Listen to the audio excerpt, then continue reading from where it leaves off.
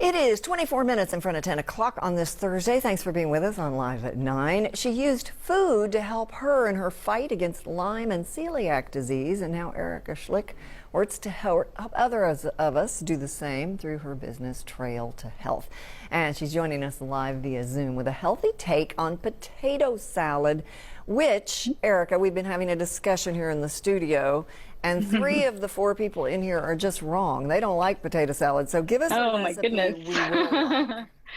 It is such a summer staple. How can you not like it? I know, right? It's un-American to not. However, right? You have a potato salad that you say is healthier. First of all, what's potentially unhealthy about potato salad? Well, a lot of store-bought potato salads can be filled with ingredients that you don't really need in there. They can use a lot of sugar. They also use inflammatory oils such as soy and canola oil.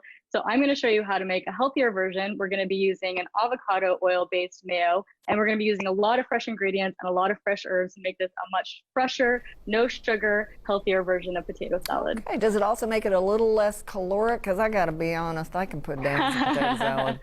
A little bit. We've got some fresh veggies in there to offset some of the mayo and the potatoes, so I think so. Okay, fire away. Show us what you got. All right, so I've got everything prepared, and I like to start with my mayo. And what I do is I start to mix in the ingredients to make kind of a dressing for it. So we have a tablespoon of onion powder, and we have a tablespoon of garlic powder, and I have about a teaspoon of yellow mustard that we're going to be using.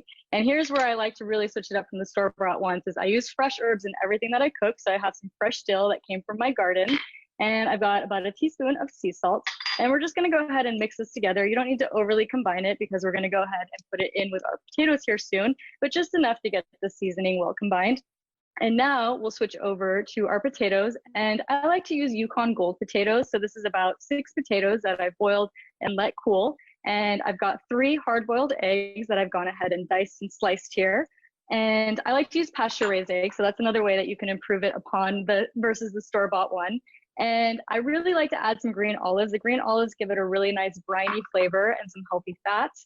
And I've got about a cup of chopped celery here as well. So we're going to go ahead and get this combined a little bit here before we add in our dressing. And you can make more if you need to, you can make less. And you can also, if you want to cut back on the calories, you can make it a little bit lighter by using a little bit less mayo.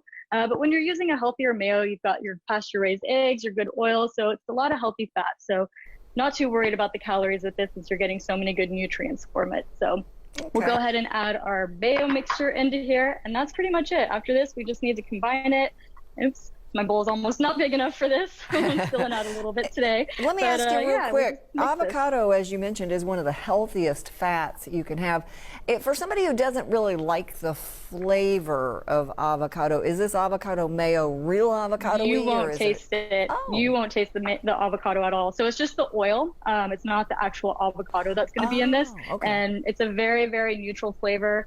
Tastes almost kind of like an olive oil, maybe even a little bit lighter. And what's great about avocado oil is it also has a really high smoke point, so it's a great oil to cook with. It's very stable, so you can use it in salad dressings and mayo. You can make your own mayo with it even. I have a recipe in my cookbook how to make mayo with avocado oil or olive oil, and it's great in salads and dressings, and it's super healthy for you. Okay, and you've mentioned this is paleo friendly. I thought that no carbohydrates, paleo meant no carbohydrates, not true? So No, you can have carbs on a paleo diet. You just don't want to get your carbs from grains. So you can get your carbs from starchy vegetables. Nightshades are a little bit of a gray area. They do always recommend trying them to see if you have any reactions to them. But I tolerate potatoes and tomatoes and nightshades just fine. So I do incorporate them into my paleo diet. And you could also use taro root. You could do it with celery root, even if you wanted to. Cassava is another great starch.